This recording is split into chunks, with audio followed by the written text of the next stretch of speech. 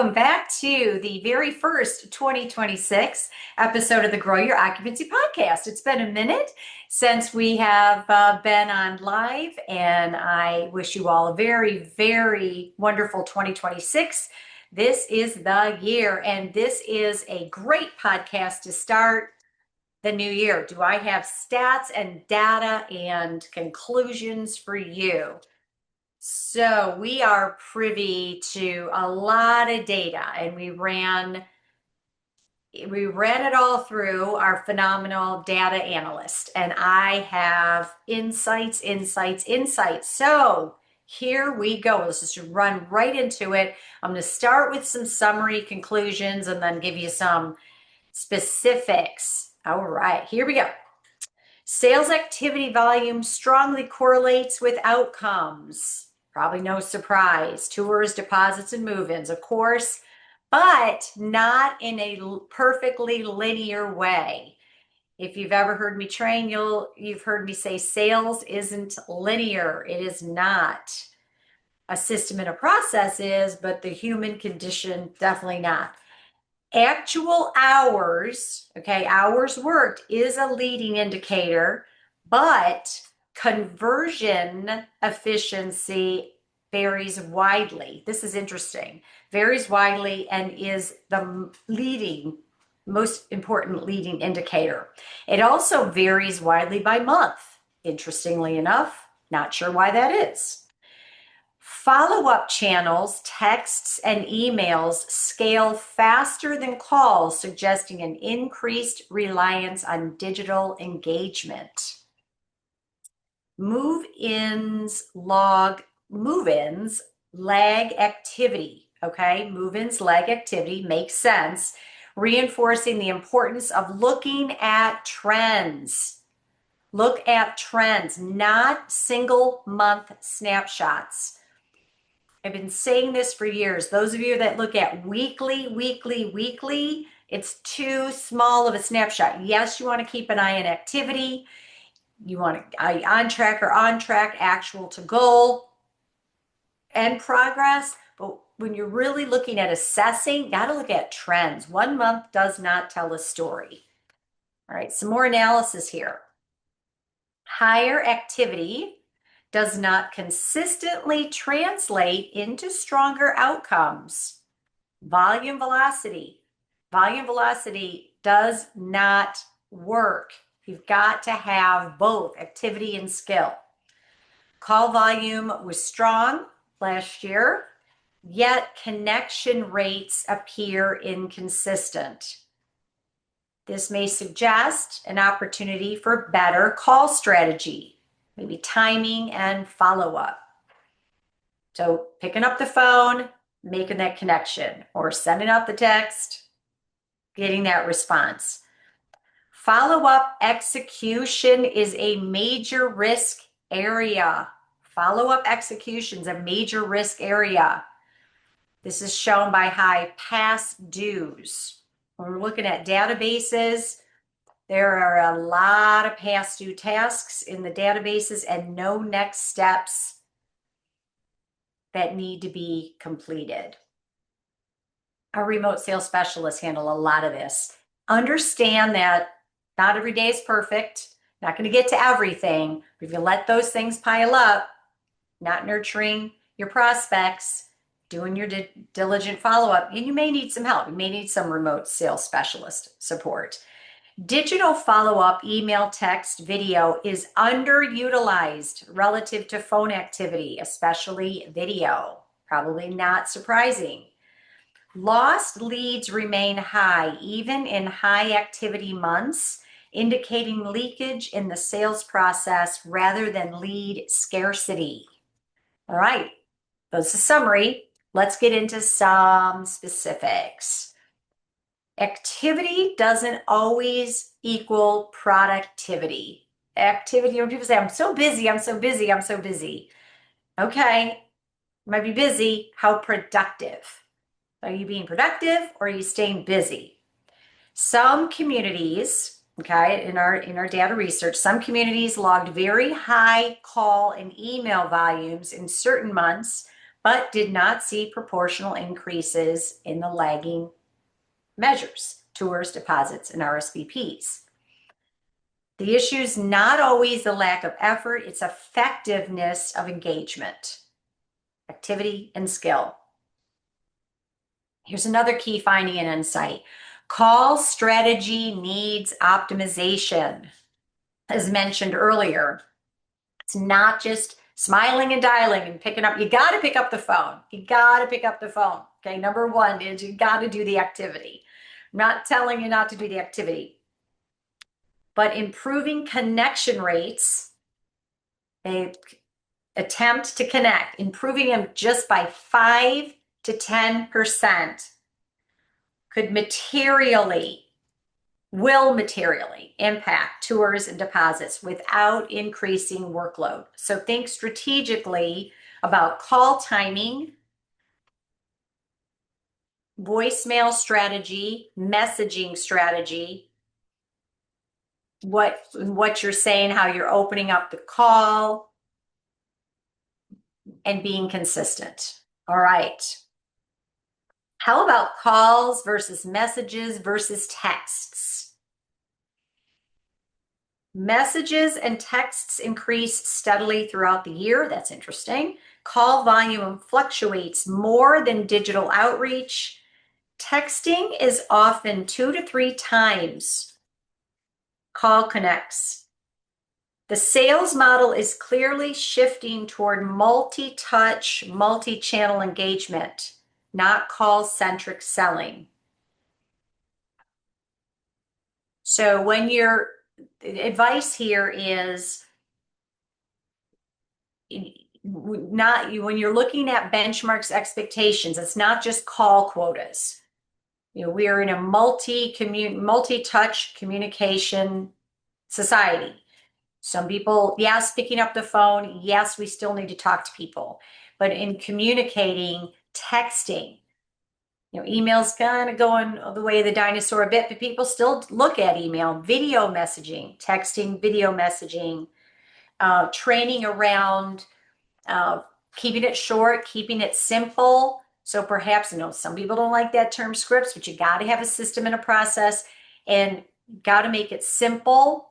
You got to personalize, but put together scripted messaging that can be and should be personalized.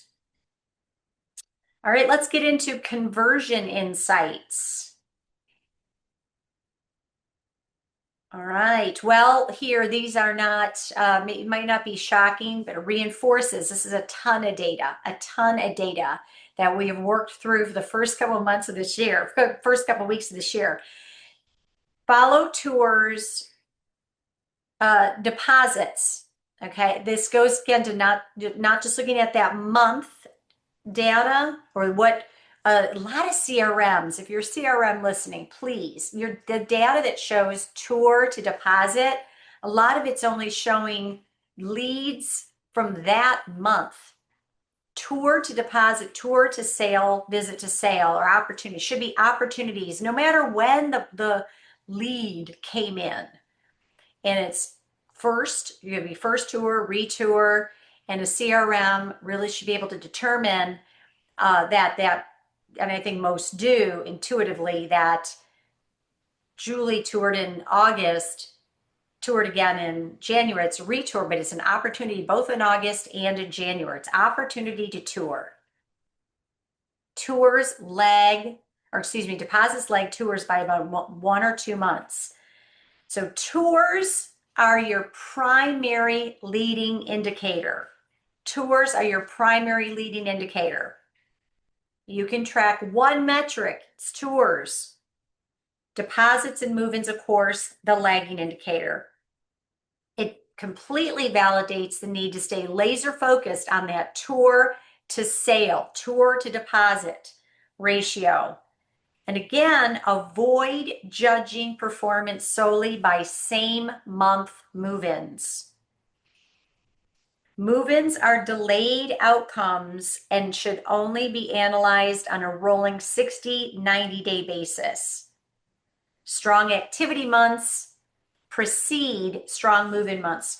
when I'm looking in a database where I'm looking at assessing performance, it's oh gosh, we only had one move in this month. What do we do? We put on a performance plan. You got to look at the leading indicators.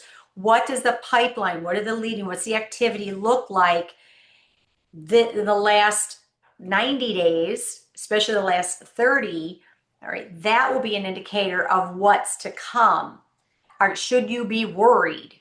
I'm worried when I don't see leading indicator. I'm not worried necessarily with 1 month of one move in. We don't love it. As long as we're looking at that pipeline and we're like, okay, we've got 6, 7, 8 coming really soon. Sales, we wish it was steady and perfect, all right, but it does go up and down, or you've got that month of 10, and then it's like, well, I closed everybody. It's understandable. That's why that's consistency in the leading measures. All right, here we go. Follow-up discipline. Follow-up discipline. No surprise. It's a red flag. Past dues. Past dues. We're seeing a lot of past dues. We're seeing inconsistent cadence. Inconsistent cadence to connect. A lot of talk about speed to lead. Very important. That first attempt, very important.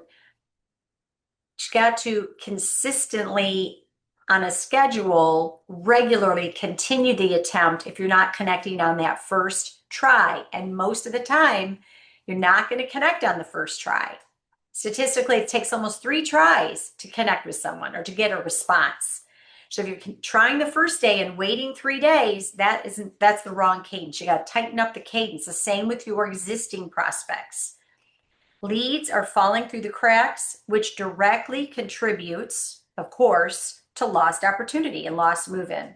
There's an inconsistent sales cadence enforcement also, and a lack of clear next steps.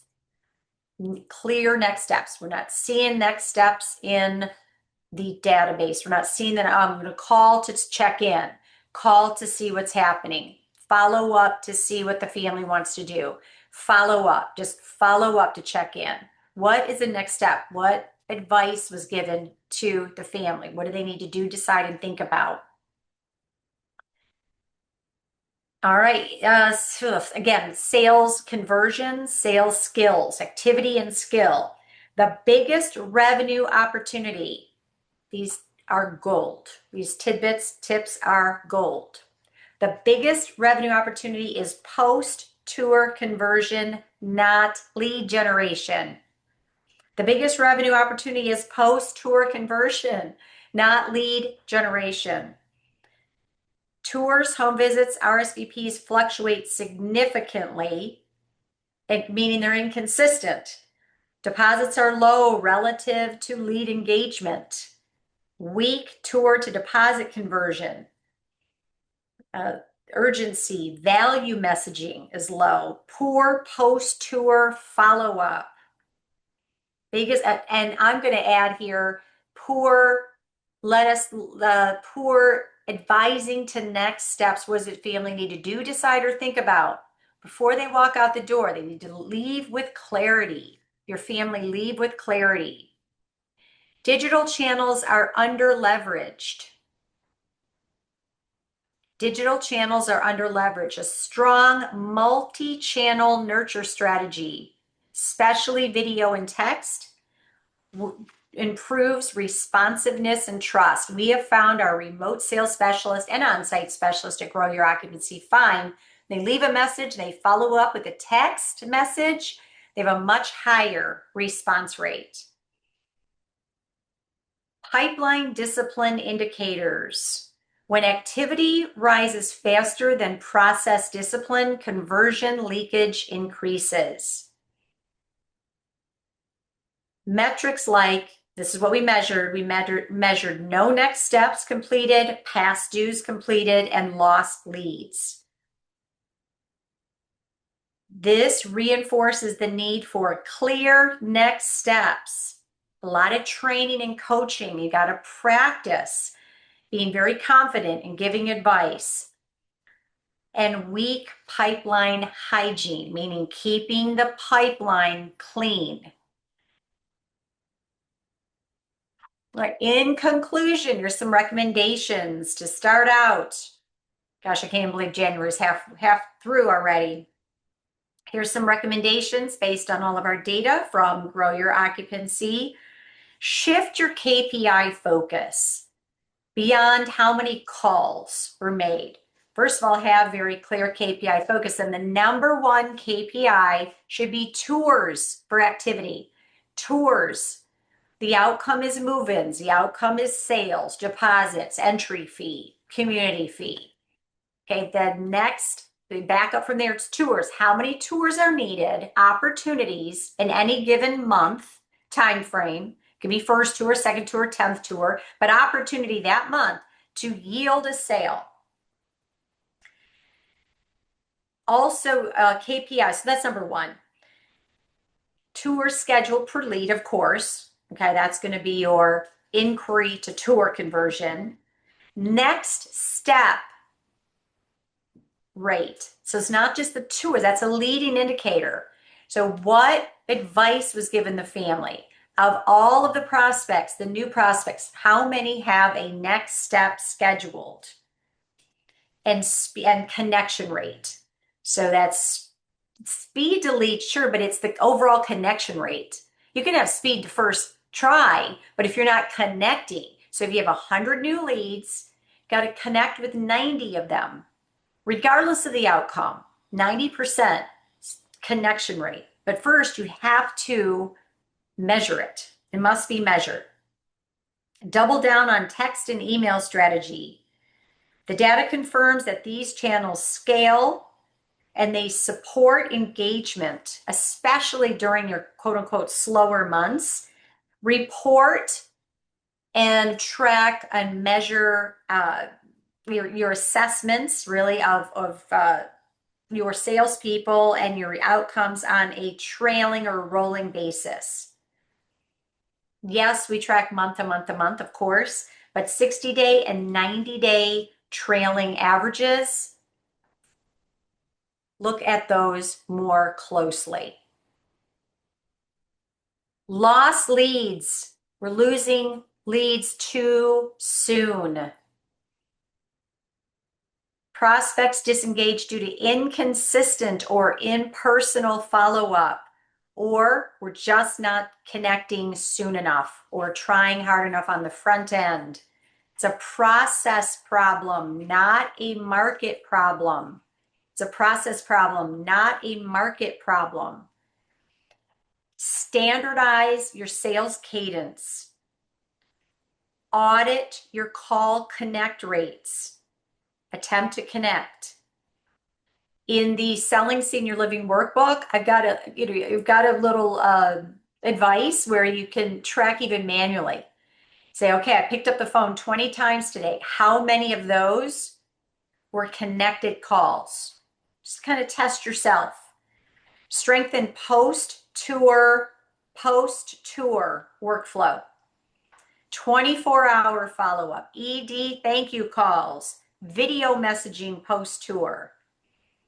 Reduce task overload. Fewer tasks, better prioritization. Track conversion rates, not just volume. Activity and skill. Calls to connects to tours, of course, and then tours to deposits. Keep it simple. In conclusion, I'm going to do I'm going to go even a little deeper. So I'll do another podcast. This is so critical in simplifying what can feel really complicated. And we're overloaded. Salespeople are overloaded. We got more to do in a day, which is why we can help you, all right, from a remote perspective. The data does not suggest a failing sales team. It suggests a system that needs tightening, especially around follow-up discipline, conversion strategy, and multi-channel engagement. All right, let's all work together. We've got a webinar coming up in March. 30 days to selling senior living success, please join me on, I believe it's March 11th. You can join by clicking on www.growyouroccupancy.com. You can also sign up for our monthly newsletter. And again, thank you all so much for all your support. If you know someone who needs to be a guest on the Grow Your Occupancy podcast, please reach out. Thank you so much for listening, and let's make it a great year.